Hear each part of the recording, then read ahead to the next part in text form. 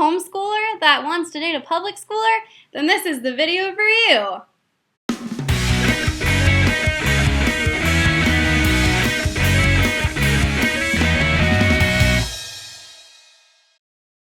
Hey, what's up you guys? Welcome back to my channel. I'm Nica Bird and it's Monday, meaning I make a video. Woohoo!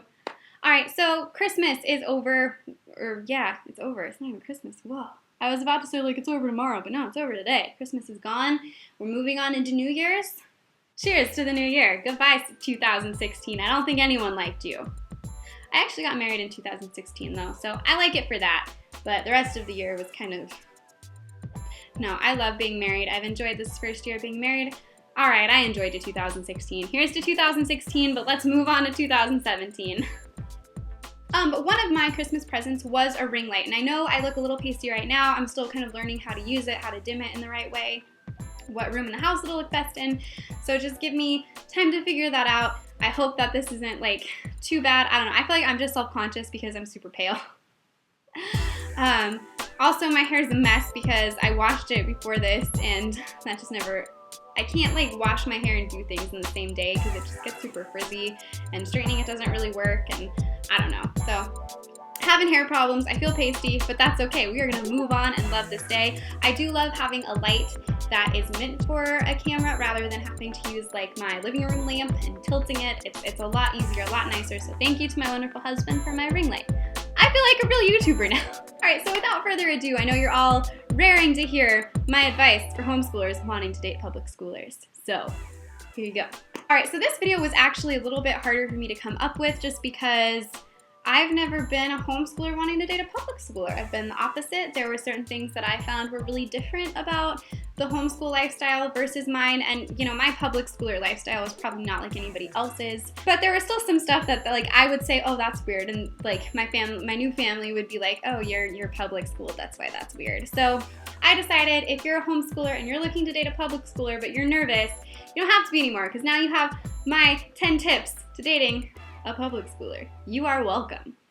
So without further ado, here's the homeschooler's guide to dating a public schooler. So tip number 1, we're not all as cool as you think we are. No, I was kind of a nerd in high school. Like freshman year, I went completely gothic and only listened to AFI and My Chemical Romance and Metro Station, but I never went to see, but I did listen to Metro Station. I had a lot of friends, but they dressed odd like I did, and I maintained a lot of those friends throughout high school. The only things I wanted to talk about were Davey Havok and Invader Zim. So yes, I was weird, and you probably, if you're a homeschooler watching this, you probably would have thought I was weird as well. But honestly, I think we all just need to embrace our weird side and accept it. We're all humans. There's going to be something weird about each and every one of us. Yes, even the most popular cheerleader at my school had a weird quality. I don't know what it was, but I'm sure it was there. I'm also just generally socially awkward myself, just as me. And I say really weird things that I don't know why I'm saying them, and people stare at me and think I'm crazy, and I was public schooled, not cooler, don't assume it, just don't do it. Number 2, we may not want to spend all day every day at your house. Just hear me out here. I'm not saying this in a way to say like I don't want to be around your family. I absolutely love my husband's family. I have gotten to know a lot of them very well. A lot of us are really close friends now. That's all great. What I'm saying is, for someone that was homeschooled, your home is a lot more to you than mine was to me. Not that I didn't love being at home, Mom, don't. But think about it, like home for you was school. Home for you was where you hung out with your friends. It was your hangout place. A lot of homeschoolers really into video games, probably play a lot of video games at home. You ate family dinners. You just hung out. You spent a lot more time at home than I did. So that would make your home kind of your safe haven in a way. For me, I went to school. I spent at the very least 6 hours a day somewhere other than home. And then even after that, sometimes I would do school clubs. I would stay after to get homework done. I would stay after to be with friends. For whatever reason, I was staying after school. And even after that, sometimes I would go and hang out with friends. Sometimes I would go to the mall. Sometimes I'd have to go grocery shopping with my parents because they worked. So that was the only time we could go.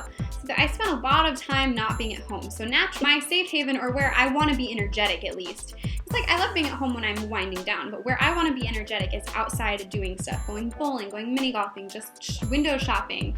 Even going to the grocery store kind of gives me a little bit of a rush just because I kind of like, I get my energy from being elsewhere. Home is where I feel relaxed. I feel like I can kind of sleep. I don't feel like I can be energetic and fun when I'm in a house. I don't know if that makes sense. Learn to compromise, because I'm not saying never be at home and give up what you love, but learn to compromise, you know, like spend part of the day out just on a walk, spend part of the day out going to get coffee, and then go back home and kind of use that as relaxation time if that's what your public school or significant other needs. Number 3, don't talk about yourself and your fandom all the time. Okay, like the last one, you spent a lot more time at home, so you had a lot more time to get invested in certain shows or certain video games or certain stories, certain books. Harry Potter, for example, I wasn't really allowed to watch it when I was a lot younger. My parents were worried about witchcraft. Still not a witch, Mom. I'm just kidding. But a lot of my homeschooler friends were extremely obsessed with it. They would dress up in robes. They would wear the glasses. I'm also in Reno, so it might be different in other places.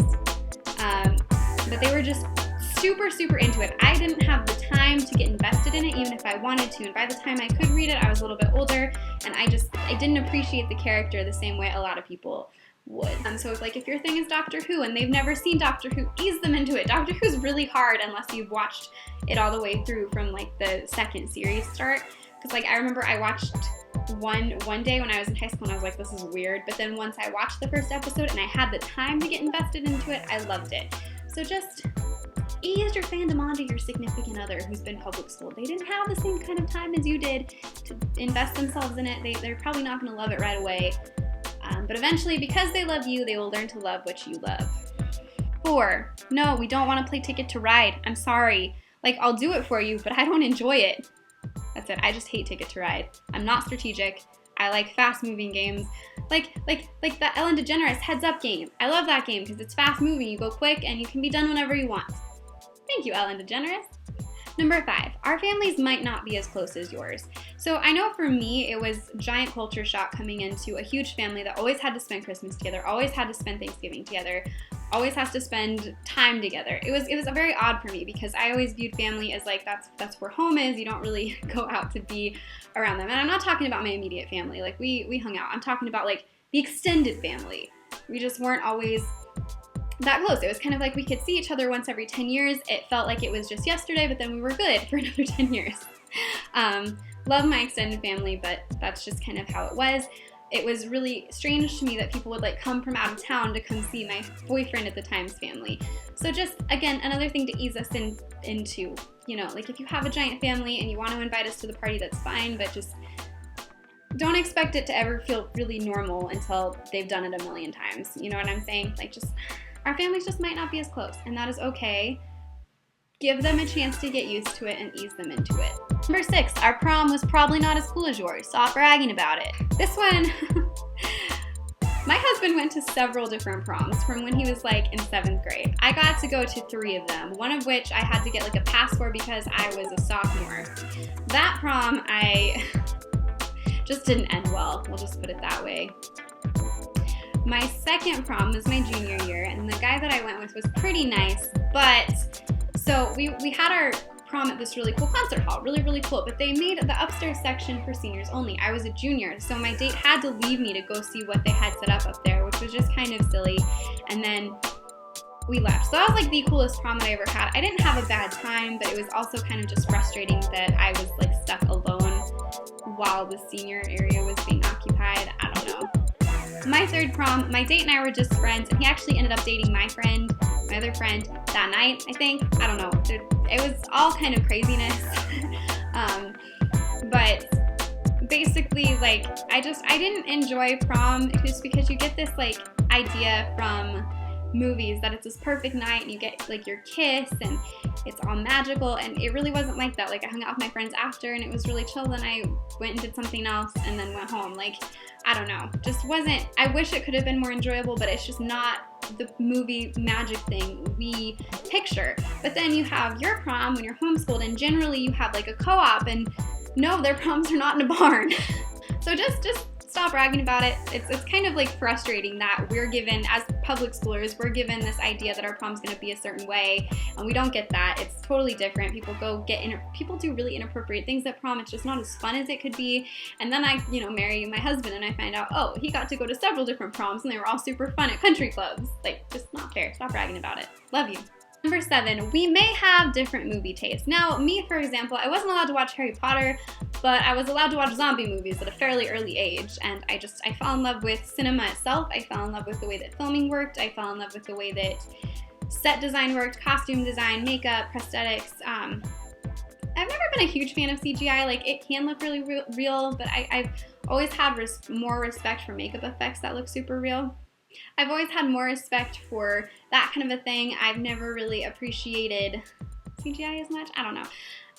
That's just me. I've always loved like the idea of how the movie was made, how well the acting was done. My husband likes superhero movies just because they're superhero movies and whatever other reasons he may have. So like I will watch anything and just be like, oh, this is cinematic genius. And then, yeah. But an example of that was I really love horror movies, and my husband's family, like his parents didn't really let their family watch them that early on, which is fine. Everybody does stuff differently. I think it was hard for me that he didn't enjoy them the way that I did because I always wanted to watch them and I had to learn to back off. But I think as a homeschooler, you can learn to branch out a little bit. Maybe if you don't want to watch like really scary movies, you can start with like the silly ones, like Scary Movie 2 or 3. I like Scary Movie 3. Or you can, I don't know, just work out a way to compromise. Maybe like stick to science fiction because those can be a little bit terrifying. But just learn a way to compromise because I think that's the best thing you can do. My husband will watch zombie movies with me sometimes, even though he has nightmares, which I find really sweet. So there you go. Number 8, get a job. That sounds really mean, but hear me out. I've heard it's a lot harder for homeschoolers to get jobs than it is for public schoolers. One, there's not as much pressure from the family. My parents definitely wanted me working when I was out of high school. That was kind of one of the stipulations when I was told I could stay home. They wanted me working or going to school was all. To pay rent or anything, but they did want me to at least actively try to have a job. That way you can pay for dates and your mom's not paying for them. I don't want to be mean. I'm not saying this to be mean. It's a lot harder I think for homeschoolers who are so used to being at home to want to venture out and go be in the workforce world. Believe me, I know sometimes the workforce stinks. Like, I get it. It's hard. But go out and get a job, and that way you can kind of get a little bit of independence that way. And because a lot of public schoolers probably had jobs when they were in school. And just that way, you can afford different things. You can kind of start saving up to be on your own. That's all. I'm not saying it in a mean way. Like, nobody's lazy, nothing like that. It's hard. It's hard. Number 9, youth group might have been a little weird for us. Now, I know for a homeschooler, that was your way to get out. That was where you got a lot of your socialization done, where you made a lot of your friends. For public schoolers, we were with people all day. And this is like a different group of people. And I did have friends in youth group, but it often felt like I was kind of the weird one at youth group because where I went to church, a lot of the kids were homeschooled in youth group. And it kind of felt like they were like sectioned off in their own little cliques and I was never welcomed in. And so that was a little bit harder of an experience for me, if that makes sense. So just remember that when you were reminiscing with your brothers and sisters or homeschooled friends about how great youth group was for you, it might not have been that great for your significant other, especially if they were bullied in youth group, is all. Finally, number 10, confidence can be the most attractive thing. Now, I know it might be nerve-wracking because it feels like we're of different species, but we're all just people. Homeschoolers are people, public schoolers are people, we're all just people. And if you are confident and you are not afraid to be yourself, that's gonna be the most attractive thing about you. So don't be afraid to just go up there and ask that girl or guy out that's been public school. They'll probably enjoy it a lot more than dating some other public school guys or girls. Just saying. All right, you guys, that was my homeschooler's guide to dating a public schooler. Try saying that 10 times fast. All right, you guys, thank you so much for watching, and I can't wait to see you next week. Bye!